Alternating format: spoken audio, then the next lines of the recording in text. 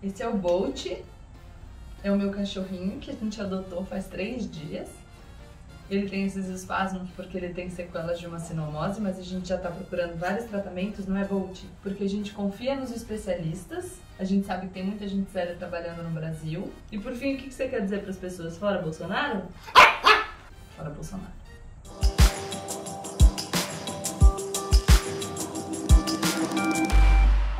Olá pessoal, como eu sempre digo, a partir de agora, menos emoção e mais razão. Aproveita para se inscrever no canal, deixar o seu like e compartilhar esse vídeo com seus amigos. Bom pessoal, para quem ainda vive no planeta Terra, o assunto que traz mais preocupação ainda é a pandemia de Covid-19. O pessoal achou que estava tudo sob controle, não em todos os lugares, mas aqui no Brasil muita gente, e num piscar de olhos a gente vê a situação cada vez mais grave.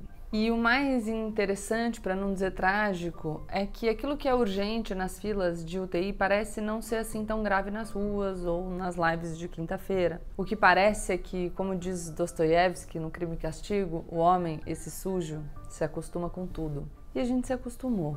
E calma, eu não tô chamando ninguém de sujo, eu só tô citando Dostoiévski. Poderia estar chamando alguém de sujo pela sujeira que vem fazendo no enfrentamento da pandemia? Poderia, mas nem tô, porque eu tenho, enfim, não gosto muito do tom.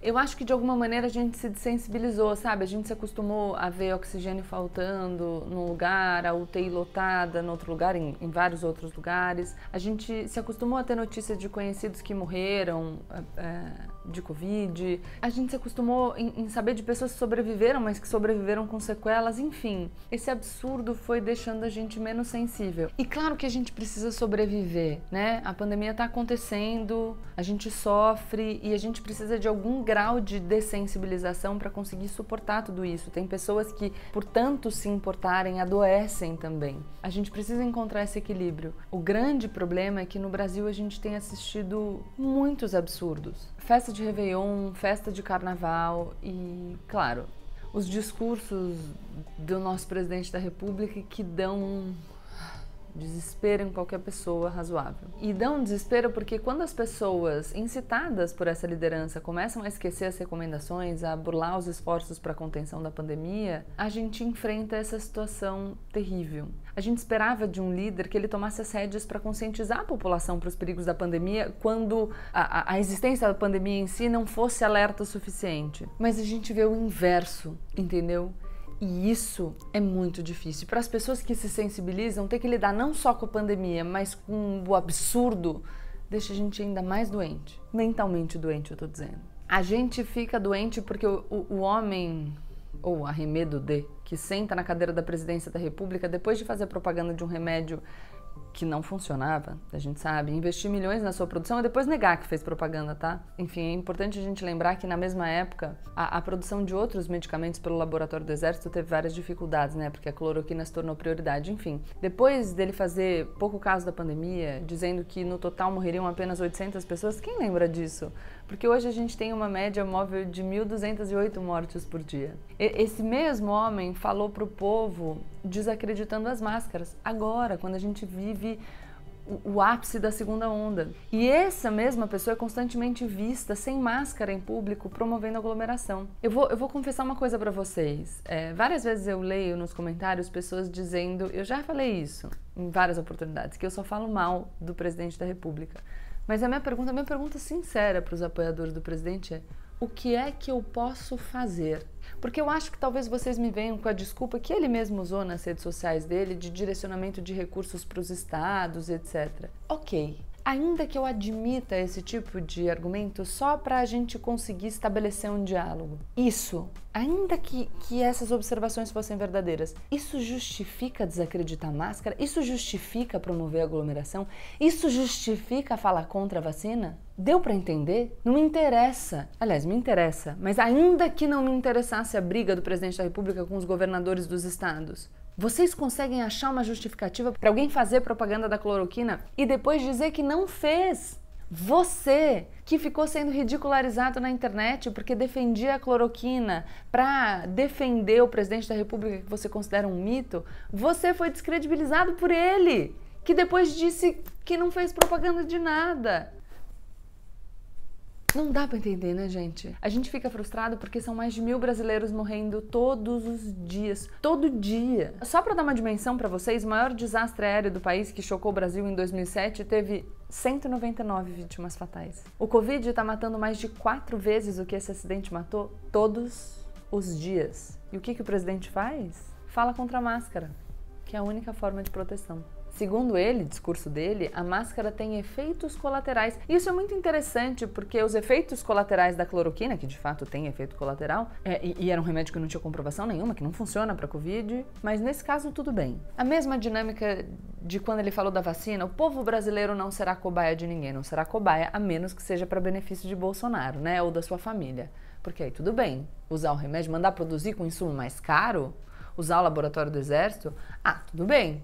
Né? Falar para Manaus aplicar tratamento precoce em vez de providenciar oxigênio, aí tudo bem, né? E o melhor é que, enfim, nesse vídeo sobre as máscaras, ele diz que não vai se aprofundar no tema para não ser criticado. Ele não vai se aprofundar no tema, na verdade, porque não tem o que dizer, né? Porque se ele fosse falar mais, ele diria que ele está citando não um estudo de uma universidade alemã, esse é o argumento, mas o que é, na verdade, uma enquete online.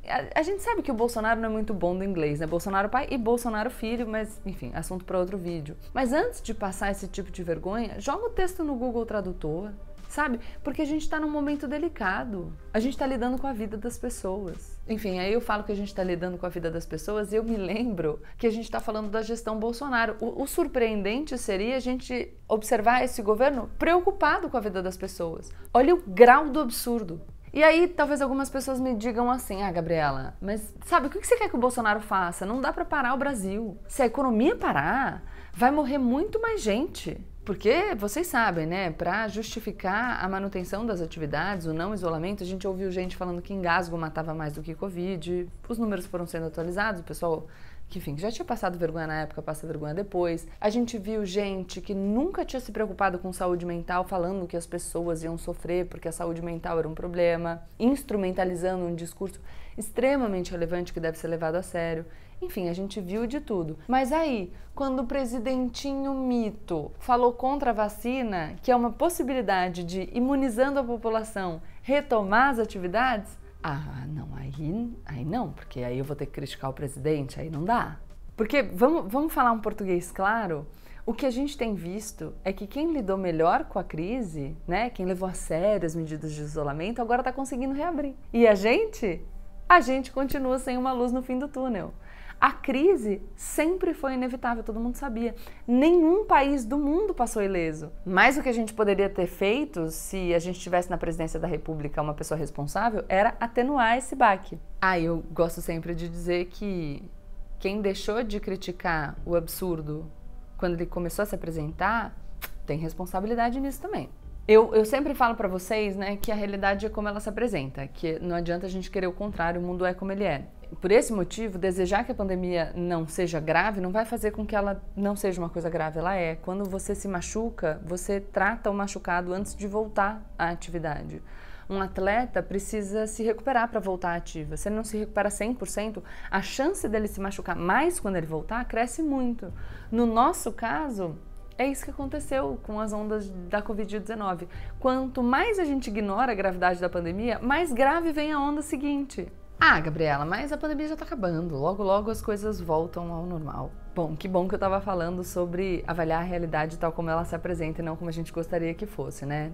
Já fica aí uma dica. E é importante a gente pensar que as coisas vão voltar ao normal para quem se preparou, para quem seguiu as recomendações da Organização Mundial de Saúde e dos especialistas, né? Pra gente, aqui no Brasil, o enrosco corre o risco de durar muito tempo mais. Como a gente já tá vendo, aliás, desde o começo do ano. Tá muito complicado de as vacinas chegarem no Brasil. Ou o governo fica arranjando obstáculos ou simplesmente recusando as ofertas dos laboratórios. Eu já mencionei aqui a reportagem da Malu Gaspar na Piauí. E quando a gente tem vacina, falta seringa. Quando a gente vai pensar que a gente precisa de insumo, a gente tem que lembrar que o filho do Bolsonaro brigou com o embaixador da China. Uma insanidade. E o mais engraçado, engraçado para não dizer trágico, né, é que enquanto os outros países estão fazendo das tripas coração para vacinar todo mundo, para ter um sistema, para organizar um sistema de vacinação, para que todo mundo seja alcançado, aqui a gente já tinha esse sistema. no SUS. Para vocês terem uma ideia, em 2008 a campanha da gripe vacinou 87% das pessoas com mais de 60 anos entre os dias 26 de abril e 16 de maio. Isso são 3 semanas. Em 3 semanas, em 2008, o SUS já tinha capacidade de vacinar 87% das pessoas com mais de 60 anos. A gente tinha tudo para enfrentar essa pandemia como nenhum outro país do mundo, porque a gente tem o nosso Sistema Único de Saúde. A gente tinha chance de ser exemplo, de exportar conhecimento, de liderar, mostrar toda a nossa capacidade. E o que a gente fez, né? Nesse nosso país chamado Brasil, eu não vou falar nesse nosso país chamado Brasil porque era o Brasil de Bolsonaro, porque o Brasil é muito maior do que o Bolsonaro. Como eu sempre digo, vou fazer questão de reiterar a todos os momentos, eu acredito e espero que o Bolsonaro seja um intervalo doloroso e breve na nossa história. Mas enfim, enquanto os outros países se preocupam em resolver a questão, aqui tudo vira rixa política. Mais vale chamar o rival político de calça apertada do que deixar as diferenças de lado e unir forças em benefício do povo. Mas, benefício do povo, né? Pro Bolsonaro, tá pensando no benefício dele. No lugar de colocar o Brasil em um lugar de destaque, e aliás a gente pode fazer esse mesmo raciocínio em relação à pauta ambiental, tá? Que também tem muita repercussão internacional, assunto para um outro vídeo. Mas enfim, em vez de colocar o Brasil num lugar de destaque, o que esse governo vem fazendo é colocar o Brasil como um pária. Enquanto o mundo tenta se curar, o Brasil vai servir como um viveiro de variantes do novo coronavírus. Aqui é um lugar, acaba sendo, se tornou, né, um lugar ideal para o vírus se fortalecer. Sem medidas de contenção e com uma boa parte da população que se aglomera em qualquer oportunidade, parece que só uma coisa tem grande chance de evoluir no Brasil: o vírus. E quando a abertura mundial começar a se tornar uma realidade, o que pode sobrar para o Brasil é o posto de ameaça. Se as variantes caminham para em algum momento superarem a vacina, qual vai ser o interesse de aceitar pessoas de um país que pode ser uma bomba relógio, que pode ser o estopim de uma nova crise mundial? O mundo caminha para a reabertura, mas ao que tudo indica, a situação pode se tornar pior para o Brasil, porque o mundo pode reabrir, mas continuar fechado para a gente. E como falar de Bolsonaro e coronavírus faz a gente se sentir triste, porque a gente sabe que, enfim, a gente não pode contar com o Congresso para um processo de impeachment, não é mesmo? A gente recentemente teve um exemplo muito negativo do Congresso Nacional, que depois de dar uma resposta, no caso do deputado Daniel, mantendo a ordem de prisão proferida primeiro pelo ministro Alexandre de Moraes, depois chancelada por unanimidade por todos os ministros do Supremo Tribunal Federal, se articulou para votar rapidamente, com alguns entraves, mas uma proposta de emenda à Constituição para alterar a questão da imunidade parlamentar, quando na verdade devia estar se articulando com tanta rapidez para resolver problemas mais urgentes, como por exemplo discutir a gestão feita pelo presidente da República ou discutir auxílio emergencial. Enfim, a gente tem outras prioridades. Os deputados não deveriam estar tão empenhados em salvar a própria pele, mas sim em pensar no povo brasileiro, porque afinal é para isso que eles estão lá, né? O cargo é representativo. Eles não estão lá para defender os próprios interesses, mas os interesses dos cidadãos que os escolheram para representá-los. Enfim, como isso é muito triste, eu vou acabar o meu vídeo com uma gracinha pra gente ficar mais feliz. Vem aqui bonitinho, vem aqui. Ai. Esse é o Bolt, é o meu cachorrinho que a gente adotou faz 3 dias. Ele tem esses espasmos porque ele tem sequelas de uma sinomose, mas a gente já tá procurando vários tratamentos, não é, Bolt? Porque a gente confia nos especialistas, a gente sabe que tem muita gente séria trabalhando no Brasil. E por fim, o que você quer dizer para as pessoas? Fora Bolsonaro? Fora Bolsonaro. Tchau, gente, espero que vocês tenham gostado.